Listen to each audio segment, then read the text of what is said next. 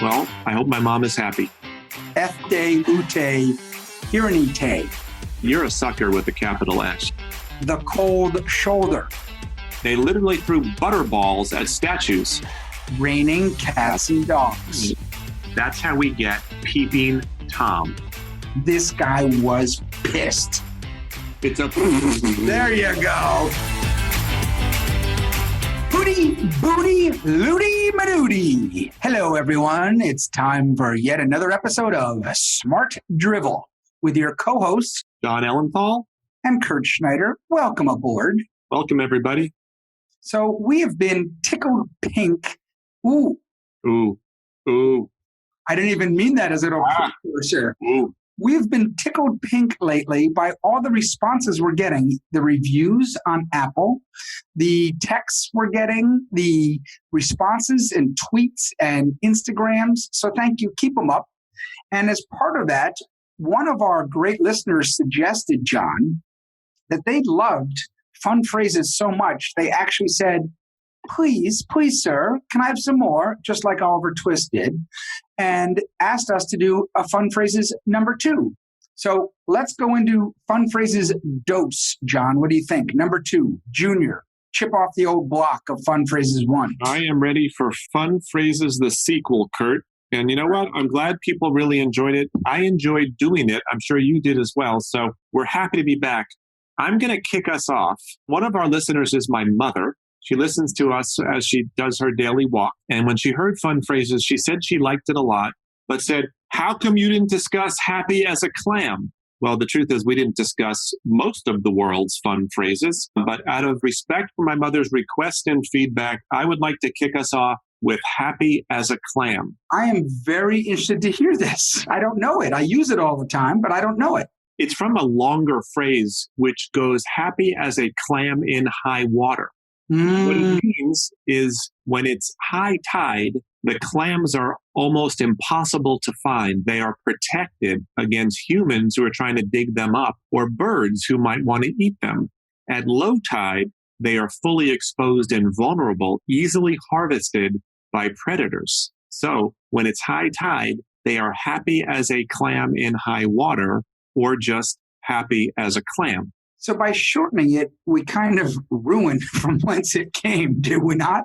Yes, it would be more clear in its longer form. I like that a lot, though, Jon. Well, I hope my mom is happy. Can we stay with the maritime theme here? I thought you were going to say with the mollusk theme, which is a very narrow theme. So yes, stay with the maritime theme, Kurt. Okay. Break the ice.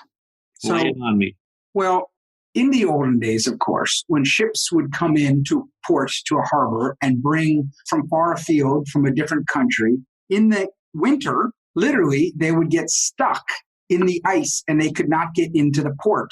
So the people from the port, which was a country that didn't know the people from the boat, would go and break the ice so that the boat could come in and bring the cargo. Hence, they were coming together. Everybody could make new friends. So break the ice, Jon. So you are a sucker for presidential history. Oh. I am as well, but you're a sucker with a capital S. You know a lot more about it than I do. You'll recall that at the Ford Theater, President Abraham Lincoln was assassinated by actor John Wilkes Booth, who then jumped from the box seats onto the stage, and in doing so broke his leg. That's when he also uttered the phrase, right? Death to tyranny, but he did it in Latin. Which sounds like what? Death to tyranny in Latin. Okay, so he breaks his leg. I can say it in Big Latin, Jon. F-day, ute, hiranite. So John Wilkes Booth, shoots the president, unfortunately, jumps onto the stage, breaks his leg, and seeks medical attention from a doctor named Samuel Mudd, who was later convicted and sent to prison as a co-conspirator, even though most people didn't think he was guilty of it at all. And from that incident, we get the expression, your name is Mudd. And we shortened from 2 Ds to 1 D, probably. Right. Samuel Mudd's name did have 2 Ds. That is a great, great origin story. However, like a lot of origin stories, unfortunately, it's not true, although it's widely believed to be the case. It seems as if many years before the president's assassination, in a book called A Dictionary of the Turf, the term "your name is mud" appeared back in the early 1800s. So I love that. So an expression that someone said to me, like your mother said, how could you not say happy as a clam? Someone said to me, Kurt, you're always talking about the origin of sleep tight. Why didn't you bring that up? So in the olden days, there were no such things as fancy platform beds or box springs. What you had was two pieces of wood, and in between it was rope that was cross vertically. It was like a lattice, and then a straw mattress, if you will. Mattress was probably a euphemism for a piece of cloth stuffed with something, put on top of the rope. In order to get a good night's sleep so you wouldn't sag, you would literally, before you went to sleep, tighten the ropes. And so you were asked when you went to sleep, it was a good thing to sleep tight, meaning let's hope the ropes are tight. How about, John, also in the olden times, which of course makes sense because they're all from the olden times. Yes, not a lot of these expressions have been defined from the future. So people would come over to your house, right? You'd come over to my house and I'd serve you a meal and we'd eat, and then you wouldn't leave. And I really wanted you to leave. So in order to let you know that I wanted you to leave, I would take a piece of mutton, John, or ham or beef, whatever, but I would take you a piece of the shoulder, and I would not give you the warmed up on the fire piece. It would be cold piece of the meat. I would give you, John, the cold shoulder. Yes, well, the next time you have me over, when you serve me a cold piece of meat, I will get the message loud and clear. There are people who believe, Kurt, that the term stopping cold turkey, which means you just stop with no preparation, you just all at once, comes from the fact that eating cold turkey, unlike a lavish, hot Thanksgiving meal around turkey, doesn't take any preparation time.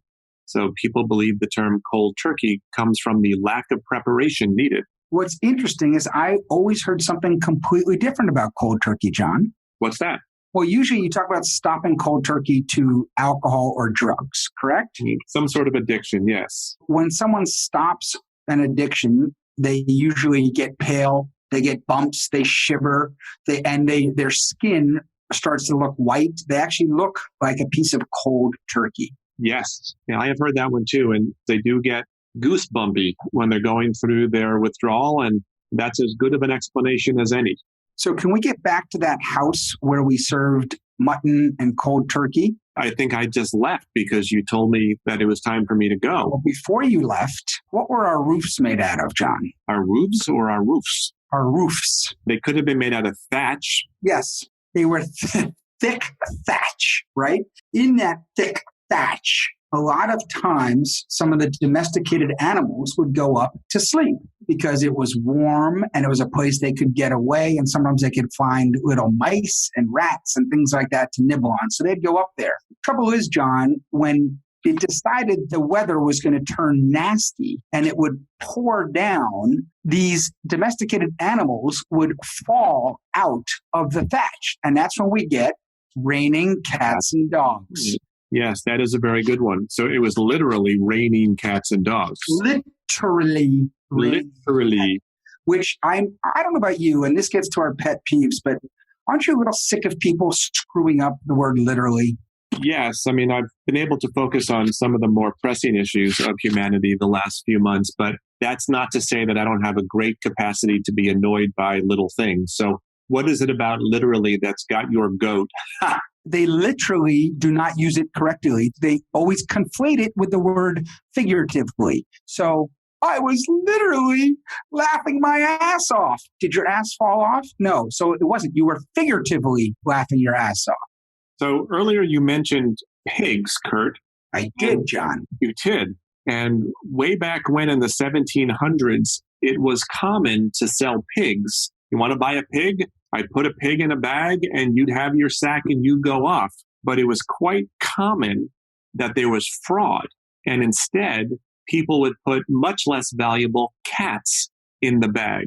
So you'd pay for a pig, walk off and find that you bought a cat, which was not something you would have done had you known. So that's why you would let the cat out of the bag before you completed the purchase.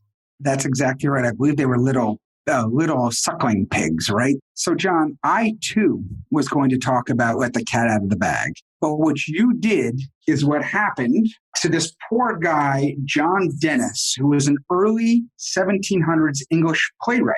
This guy invented a device for a play that he had in this theater that sounded like thunder. The play flopped, John. The play flopped, and he left after someone else came into the same theater and used that device. This guy was pissed because he says, they'll play with my thunder, but not my play? Basically, they stole his thunder. Sometimes on this podcast, we steal each other's thunder. Right. So it's customary as a religious act in ancient India to throw butterballs at the statues of gods in an effort to seek good fortune. That is where the expression butter someone up comes from. They literally threw butterballs at statues. And so they're throwing butter. I guess they had it in ancient India, right? They probably didn't call not only did they have it, but they had it in ball form. And they're throwing it at the statues in order to get good favor, seek favor. They're seeking fortune and favor. They're seeking good things to happen. So they are buttering up the gods or the statues.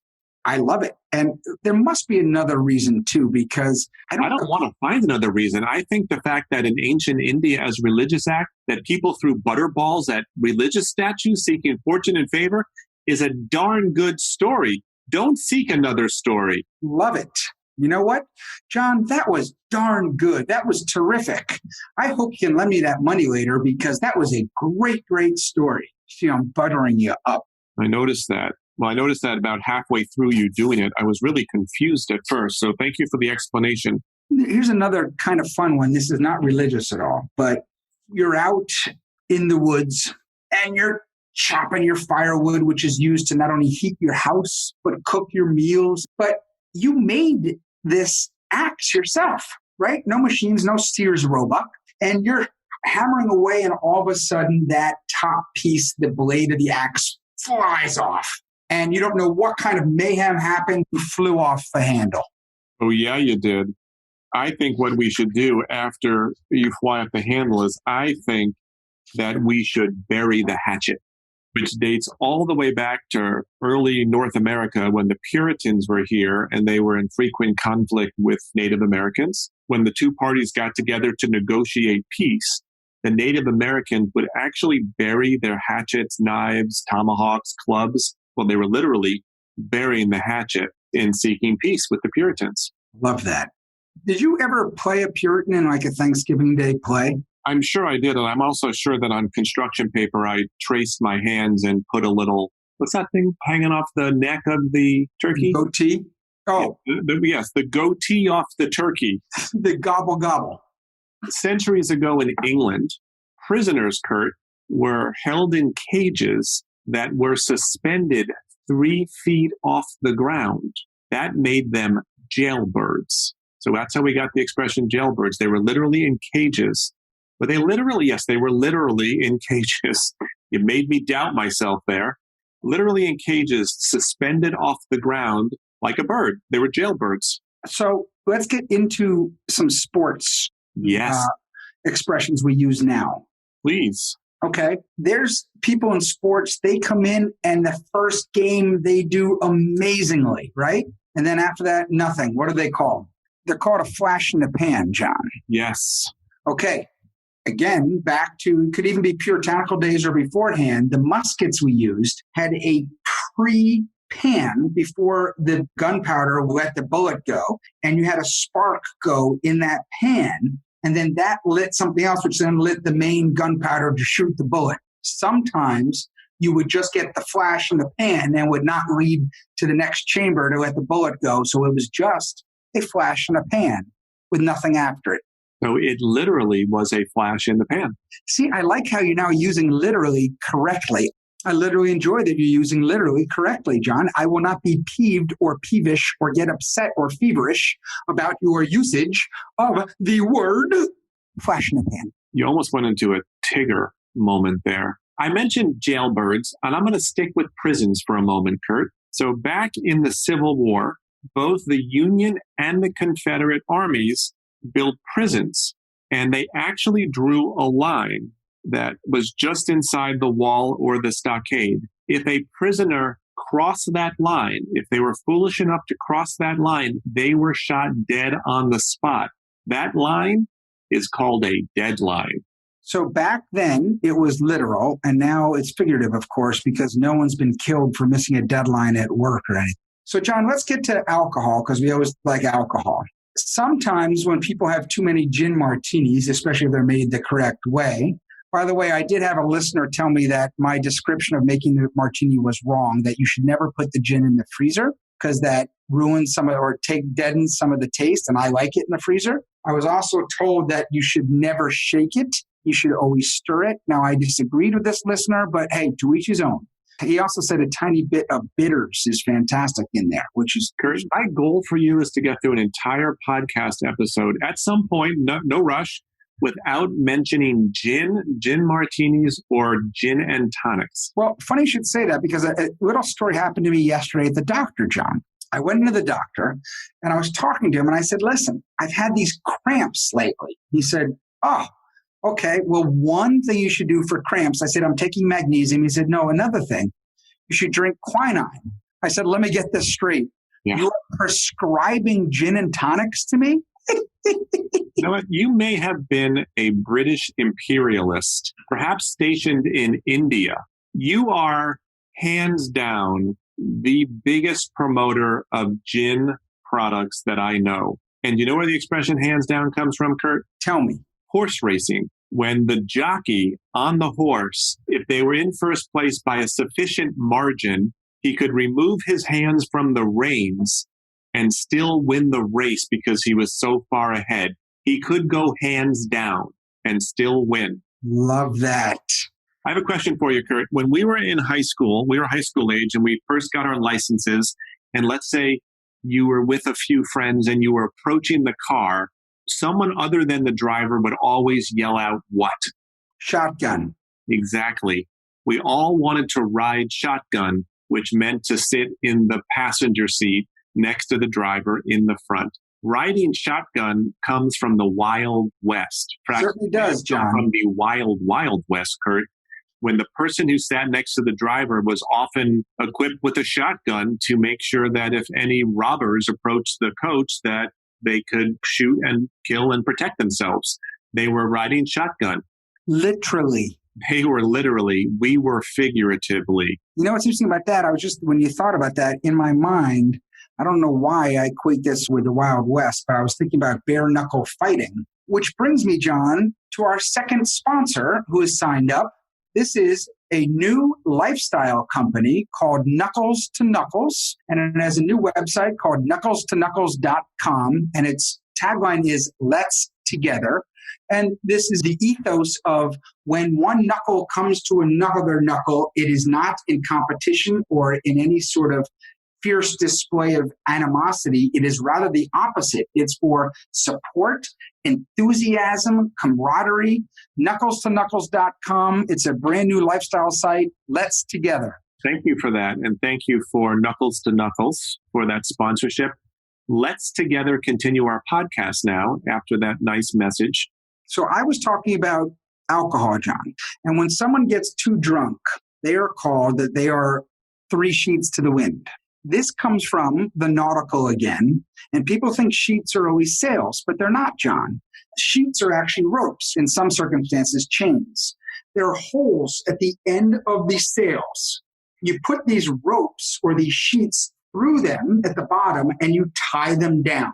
When it gets nasty out and it's really windy or whatever, sometimes these sheets, these ropes can get loose. And when they are loose, the sails then go haywire and things go crazy. And it's like they're drunken sailors. So you are 3 sheets to the wind, not sails, but the ropes that hold the sail. Yeah. So we've discussed ropes on boats before. Lines, John, lines. Thank you. Thank you. Or sheets, John, or sheets. I would prefer that you be nautically accurate.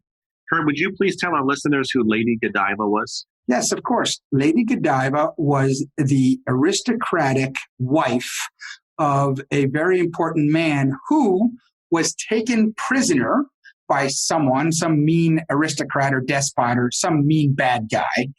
And in order to protest that her husband was taken away and that there was a new tax put on people, they said the only way you can do this was a tax on clothes or something. She rode naked on her horse through the town in protest. Did I get it right?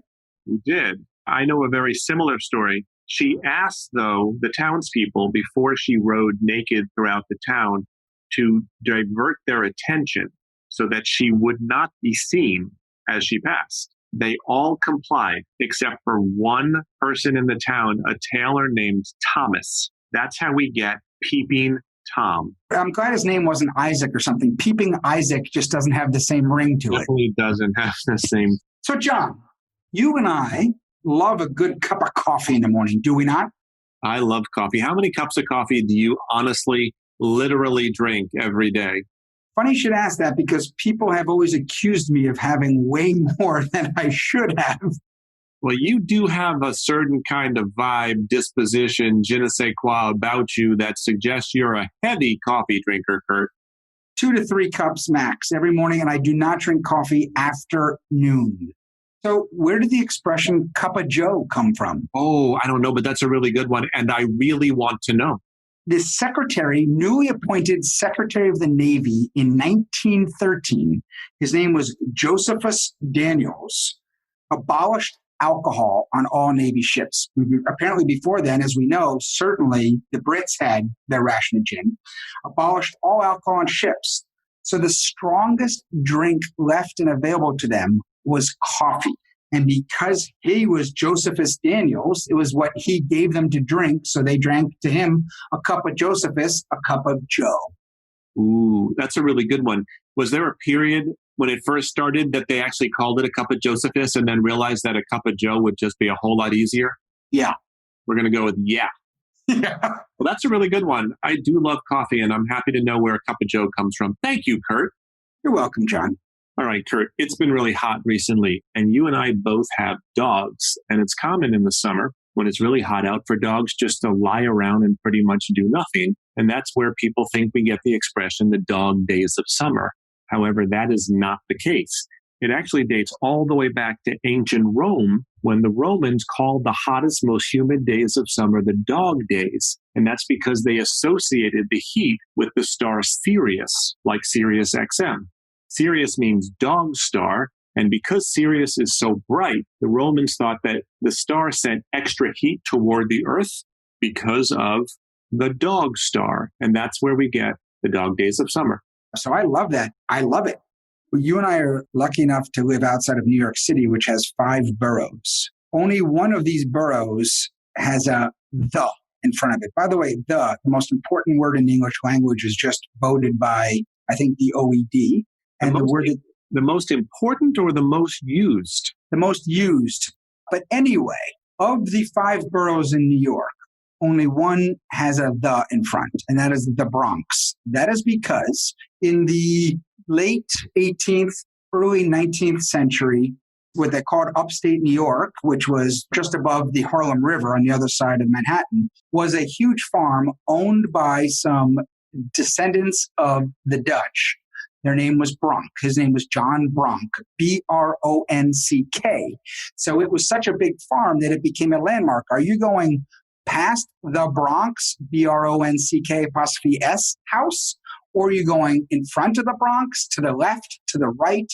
And of course, we then used it in our short form, B-R-O-N-C-K'-S became B-R-O-N-X. But because it always referred to the family, and that perspective of where the farm was, it is always the Bronx. The Bronx. So that's a long story, but there you get the Bronx. Hey, I listened to most of it, so no problem. You know what a Bronx cheer is? I do. Can you demonstrate it for everyone? It's a... There you go. That's a Bronx. You put your tongue out and you let it vibrate. It's like playing a kazoo, which is an amazing instrument. Oh, I like kazoos. I'd rather play the kazoo than... There you go. All right. We need to wrap this. Getting a little lightheaded after all of those. You know, We've been talking an awful lot today. We've been chewing the fat, Jon. Ooh. Well, on boats, we're back to our Navy or our nautical theme. On boats, they had to find food that didn't need refrigeration. The fatty part of the pig that was salted was used last to eat because it kept the longest. And so they would eat it and they would talk and kvetch about, great word. They'd kvetch about it for a long time and they were chewing the fat. So since we're nearing the end here and we talked about sports and bare knuckle fighting, the term saved by the bell comes from boxing. If one of the fighters was in trouble late in a round and the round ended and the bell rung, they'd have to stop until the next round started. So a boxer could be saved by the bell. Hey, I wonder if that's where we also get the expression, you got your bell rung. Let's literally go with that, Jon. I literally am going to go with it. All right, Kurt, I hope our listeners have enjoyed more fun phrases. Fun phrases part 2. I know I enjoyed it. And I'd like to thank everybody for joining us. We'd love to hear from you on any one of our social media. And remember, we literally promise the drivel and hope for the smart. We literally do. Well, we will see everybody next week with a new episode of Smart Drivel. Until then, this is Jon Ellenthal saying, and Kurt Schneider saying, goodbye, everyone.